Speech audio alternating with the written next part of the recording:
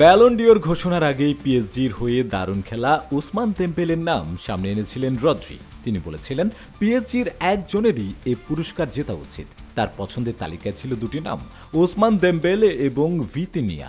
পুরস্কার ঘোষণার আগে সামাজিক যোগাযোগ মাধ্যমে একটি সম্ভাব্য তালিকা ছড়িয়ে পড়েছিল, যেখানে দেম্বেলকে হারিয়ে এগিয়েছিলেন লামিনে ইয়ামাল। তবে সোমবার প্যারিসের ঐতিহাসিক থিয়েটার দু শাতলেতে সবার প্রত্যাশা পূরণ করে নতুন ব্যালন ডিওর বিজয়ী হিসেবে নাম উঠল দেম্বেলেরই। পুরস্কার হাতে নিয়ে আবেগে ভেসে কেঁদে ফেলেন দেম্বেলে। শিরোপাটি তিনি উৎসর্গ করেন পিএসজির সতীর্থদের প্রতি কৃতজ্ঞতা জানিয়ে।